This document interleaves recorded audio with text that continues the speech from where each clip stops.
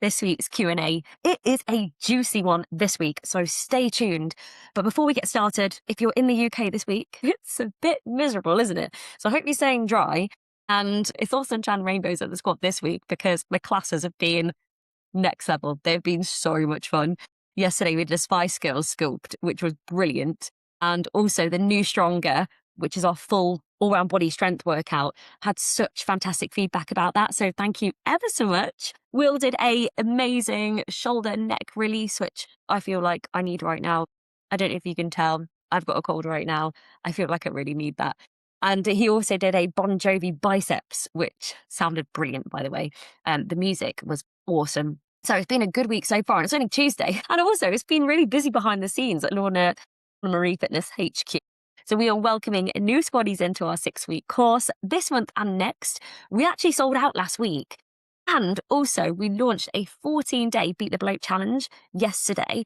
And it's been so lovely so far. The group support, if you're listening and you're in it, I love you guys. It's just been incredible. The accountability and support that those amazing ladies are showing each other is it really is next level. And same in our squad as well. I just love it. I love being surrounded by so many people who are really uplifting, inspirational, motivational. When you're having a bad day, you can feel safe to say, look, this is happening today, and everyone can just come to the rescue, give their ideas, share ideas, help one another. It's really, really important. So if you are listening to this and you need that accountability, that motivation, you want to improve your fitness, you want to make it something you prioritize, but actually something you genuinely look forward to as well. Something becomes part of your life and be part of a group of women who get it as well, who know what it's like to be juggling a million things, have your health at the bottom of the priority list, but actually do want to do this, then get in touch. Come and join the 6-week 2026 challenge, because that's what it's all about. And if you're a squaddie and you're wanting to do the squaddie version, get in touch. And please do make sure, the check-ins that I send you each month anyway, do make sure that you respond to those, because I want to be, I'm here for you all. I am here. Now, shall we go into the Q&A? So yes, get in touch. And also, if you've got any friends who would benefit from what we do, we want to help as many people as possible to feel good in themselves, to feel fitter and improve their quality of life, because that's what it's all about. So let them know, doing them a disservice by keeping it a secret. We don't want to be the best kept secret. We want to help as many people as we possibly can. Spread the word. Now, let's go into the Q&A. Really, really good questions. Question number 1 is, what is your opinion and experience of intermittent fasting? Okay, now intermittent fasting it's a very widely researched one, and it's also very controversial. A lot of the research at the moment is really conflicted, actually. So intermittent fasting is where you eat within a restricted time window. The most common ones are the 16-8. So you fast for 16 hours, eat within an 8-hour window. So for example, midday till 8 p.m. or it might be earlier. And the other one is the 5-2. So you eat maintenance calories for 5 days, and then 2 days are really, really low. I'm just going to tell you the research and who I think it could help and who I think that it definitely wouldn't help as well. This is all my opinion, of course. Current research, as I said, is really quite conflicted. But one thing that it does agree on is the reason why intermittent fasting will help with weight loss and fat loss is because people who do it, who manage to lose weight, find it easier to stick to a calorie deficit using intermittent fasting. So calorie deficit where you're eating underneath or below your maintenance calories. So your calories, in order to maintain your weight, you're eating below that. Some people find that eating within a restricted window helps them to stick to a calorie deficit better. And that is the only reason it would work for them. And at the moment, in terms of weight loss, if you say, for example, if you needed to eat 1,500 calories to lose weight and you ate them all within an 8-hour window, or you ate them over a 12 or a 15-hour window, in terms of weight loss, there is no evidence to say that fasting is any better whatsoever. So it's just basically for those people, it will help them if they are restricted to a certain window. Now, I would not recommend this for anyone who has had a poor relationship with food, either now or in the past. So disordered eating, eating disorder, a lot of food noise, or struggling with kind of an over restriction, over indulgence, or all or nothing mentality around food, would not recommend it. Also, probably wouldn't recommend it for perimenopausal women either. Reason being, your body's under a lot of strain and stress hormonally already. We're under a lot of emotional strain and stress, and going through days where, or a stretch in your day where actually you haven't eaten in a long time and your blood sugar levels are really, really low, might not be very beneficial. It can cause extra irritability, obviously high hunger. It can cause, well, it can even cause things like dizziness, whether you're perimenopausal or not, all of these things. But also our body's under a lot of strain already, and emotionally we're under a lot of strain due to everything going on with our hormones when we are perimenopausal. And we don't necessarily need that extra stress and strain and load on the body. So that's who I wouldn't necessarily recommend it for. And there's also a potential argument that you would miss out on a protein window. When you, after the age of about 30, actually, you start to lose muscle mass year on year if you don't do anything about it. So if you don't strength train and you don't eat adequate protein, protein is best when you spread it across the day and eat in windows. There is potential that you're missing out on a window as well, depending on obviously how long your fast is. And we're wanting to maintain as much lean muscle mass as possible. That is for your bones, to protect your bones. It is also to make life easier, right? We don't want to be weak. We want to be able to be strong and do activities and throw up the kids and the grandkids in the air and catch them. Maybe you don't want to do that, but I'm sure that, you want to be able to climb up a hill if you want to climb up a hill. You're going on holiday and you want to do like an activity or an excursion. I'm sure you want to be able to walk around on that nice and easy and not have to think about the activity level on the sheet. Or I'm sure you want to be the person who is able to carry the shopping into the house. Or when you fall over, you can get up easily. That's why maintaining as much lean muscle mass as possible just makes everyday life easier. Anyway, I went off on a bit of a tangent there, but we do want to maintain our lean muscle mass, and also it's linked to your metabolism too. So there is that, but it can work for some people. Now, the claims where people say, okay, yeah, improves insulin sensitivity, it's like a cleanse for your cells and your gut, it gives your gut a break. That's all very conflicted at the moment in terms of the evidence. Maybe, maybe not. There's no solid evidence on any of that right now. So if you are going to do intermittent fasting for those reasons, probably don't bother. I mean, you can always try these things and see if they work for you, but it's not a magic pill. It's not a magic pill at all. The only thing that it is beneficial for, if you want to lose weight, if you want to lose body fat, and it helps you stick into a calorie deficit, therefore it might be beneficial. So all the claims of the pros, for the benefits from fasting, it actually comes from the fact that the people who do it, who, it helps them stick in a calorie deficit, so it helps them lose weight. It's the benefits that they get from that weight loss. So say if somebody is overweight and they manage to lose weight through fasting because it helps them stick to a calorie deficit, then obviously it's beneficial because of the weight they've lost, being able to be in a calorie deficit because they find it easier to stick to restricted window with eating, if that makes sense. A few studies have come out recently. So there was a German study that came out this year, actually, and they said that, yeah, basically it's not a magic pill for any of the other things, insulin sensitivity, cleansing the body, metabolic function, etc. Just only if it helps you stick to calorie deficit and to lose weight if you need to lose weight. There was also a study done last year on about 19,000 participants that said it increased cardiovascular risk by about 130. It's like 136% or something like that for people who fasted. They were eating, so they were fasting for 16 hours and they were eating within an 8-hour window. Now, it didn't say why or why they thought that might be the case. Maybe it's because those people who hadn't been eating for a long time, they needed to replenish their energy source fast and chose foods that were, highly palatable, maybe not as nutrient dense, perhaps. But it didn't mention why, but obviously it's something to take into consideration. And they did recommend that, if you suffer with any heart issues at the moment, not to do that, or, seek medical guidance. And same for if you do have diabetes as well. This would need to be done under medical guidance. That's the research.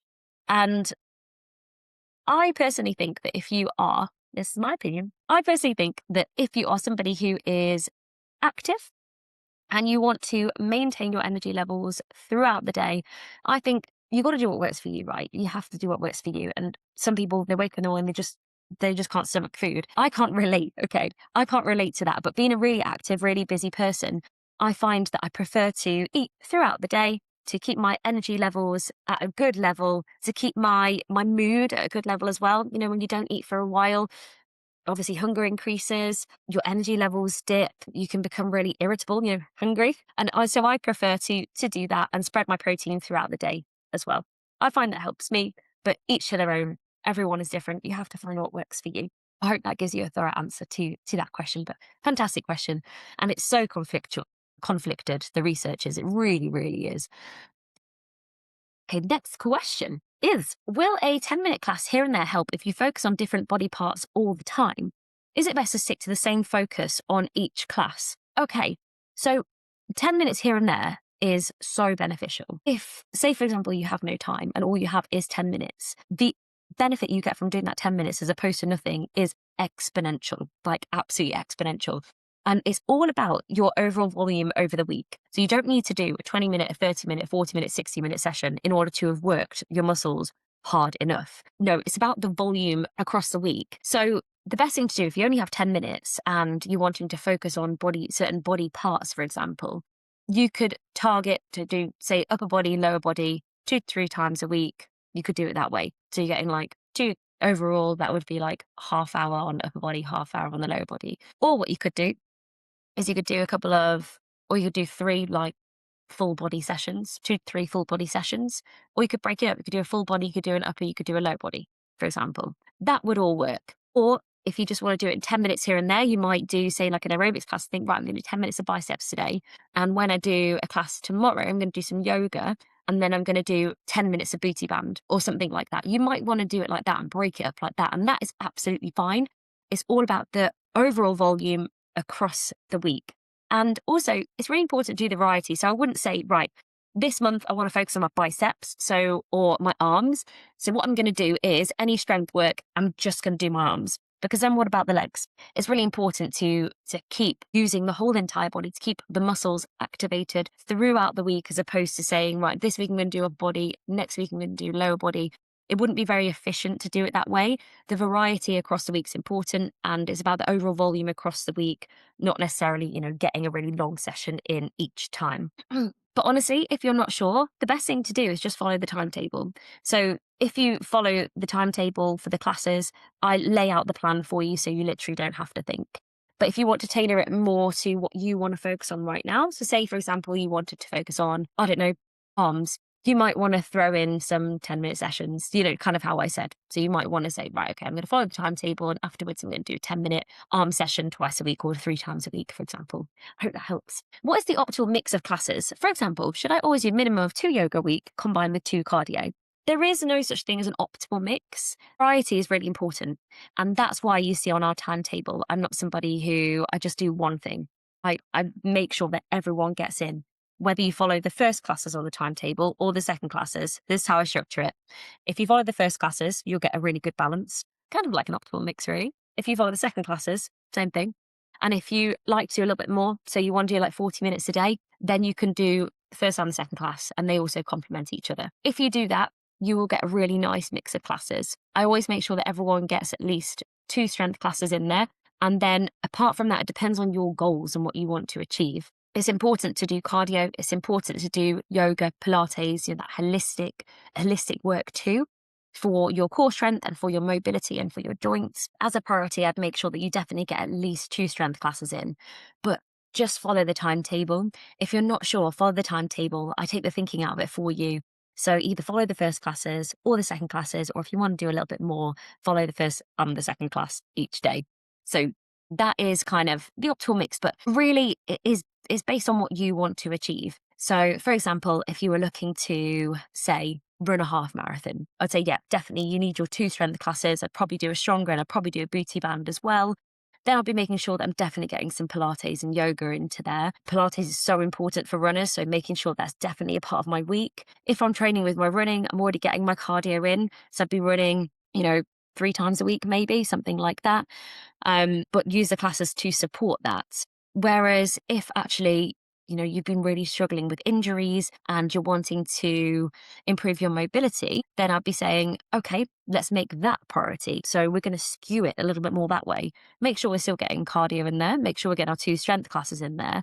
But I would skew it more towards, okay, the rest of the sessions, I want to be focusing on more yoga, Pilates. And that might change depending on where you're at, what you're focusing on in that chapter of life and what you're focusing on in that month or that part of the year. So keeping it flexible. But if you're not sure, just follow the timetable. And that's the best thing you can do, really. And take it all thinking out of it for you. All you got to do is show up. How to continue when you're under the weather and very tired. Okay, I think it depends what we mean by under the weather. Like if we're genuinely not very well, rest is best. Like you can continue to work out, say if you've got a bit of a head cold, generally speaking, you're okay to work out. I'd probably just take it lighter, reduce the intensity, change a session to more of like a yoga, Pilates, maybe light power walking, something like that. Because when we're not very well, our body is going to use any extra reserves to get better. It takes energy to recover, and we actually need more energy. We actually need more energy when we're not very well. So making sure that we're focusing on hydrating, nourishing the body, giving it what it needs, and just a bit more rest. But that doesn't mean lying on the sofa all day. Usually a bit of gentle mobility can help, or, get outside, get some fresh air, go on a short walk, for example. Usually rest is best. That's the most important thing. And then we can recover faster and get back to what we enjoy doing, get back to our classes, get back to our fitness after then. If it's just a case of things have been really stressful recently and we're feeling tired, then I would advise to do a session, because when you do fitness and when you do a class, you don't have to think about what else is going on in life. All you've got to think about is how you're moving your body in that moment at that time. And it'll probably be the most energizing thing you can do, and just really, really help to engage parasympathetic system, which we're going to talk about in a moment with the vagus nerve. Parasympathetic system telling the body to calm down, to regulate, to relax. And like I said, it can be the most energizing thing you can do. And depending on how you feel, you might want to adapt the session. It might be something, feeling really stressed, you're really tired, you're just not feeling 100%. Right, I'm just going to go and do a calming pre-bedtime yoga, or I'm going to go and do the latest yoga scape, or I'm going to go and do a short stretch, for example, something like that. And you might find that really helps. If you're genuinely not well, then just wait until you're feeling better to work out. That's the best thing you can do. Or, if you were working, if you feel okay to work out, so it's not on your chest, it's just kind of like I said, like a bit of a head cold, kind of like me right now, I will do a session. I'll just drop the intensity a little bit and maybe drop the duration as well. But you just have to really, really listen to your body and really tune in to see how you feel. One thing to watch out for, and this is where I see a lot of people kind of go down a bit of a slippery slope, is they haven't been well, so they don't work out, and that's fine. They're giving the body the time and space that it needs to recover and to recover faster, but then not getting back into it afterwards. So have a little plan of action for when you're feeling better and ease yourself back in. So you don't want to be day one straight into HIIT, for example. Ease your body back in, listen to your body and give your body what it needs. And our body does need movement as well. So just have a little plan of action for kind of coming out of it and feeling better. And just make sure you're really nourishing the body too. And make sure everyone, we're taking our vitamins. So vitamin C, it doesn't stop you from getting a cold, but what it can do is reduce the duration or the intensity of a cold as well. That's if we're talking about a cold here. There's so much going around at the moment, isn't there? It's kind of unavoidable. But yeah, and hydration, hydrate, and sleep. Sleep is where we recover. So focus on those things. Okay, final question. Do you know much about the vagus nerve release? It seems to be helpful for all sorts of things, including mental health, stress, ADHD.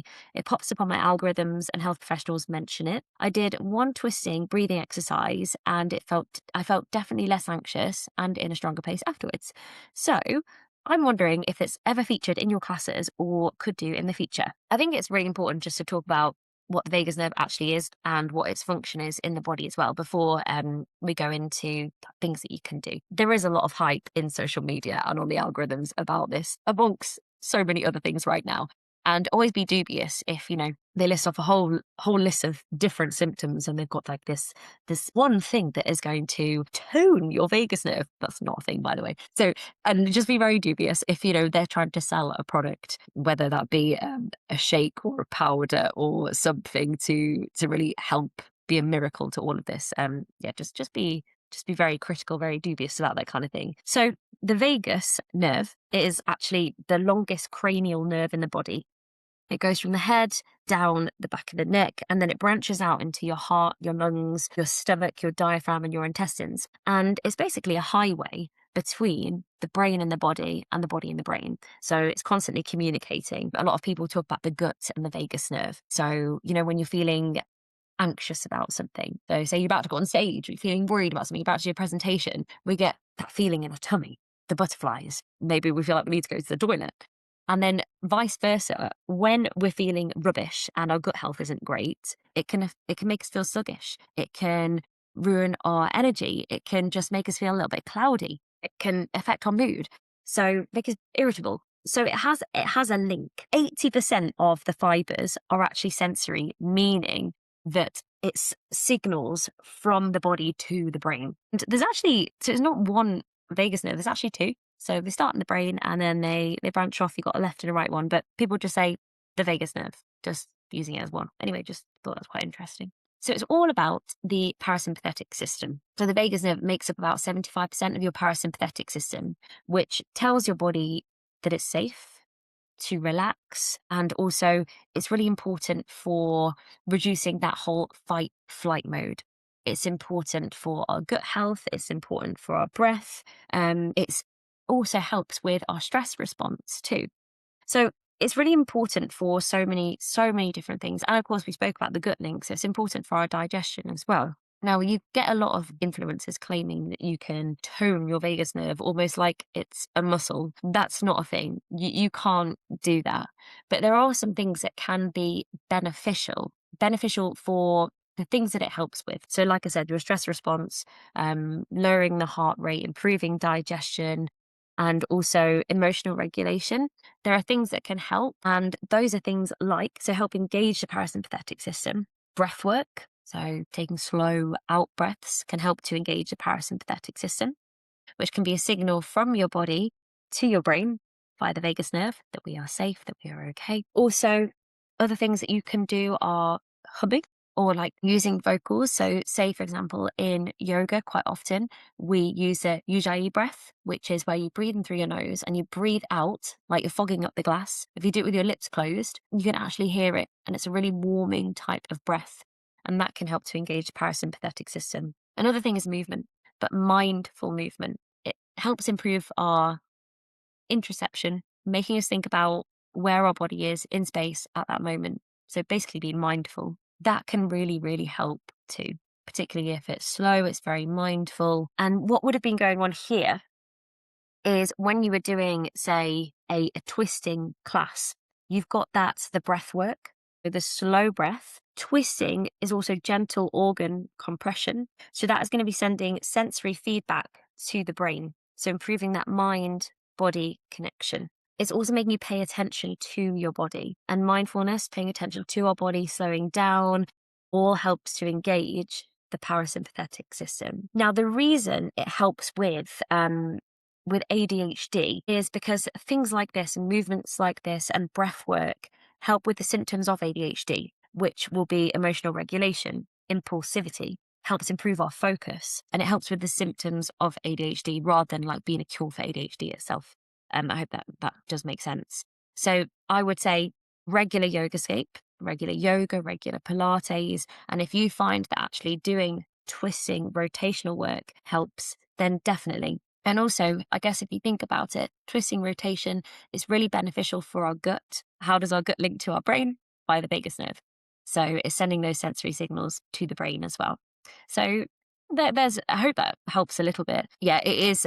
There is so much in social media all about it. And as soon as you look at one thing on an algorithm, it's going to pop up with a million other things. But that's basically what it is. That's its function. It's just a communication between the body and the brain, mainly the body to the brain.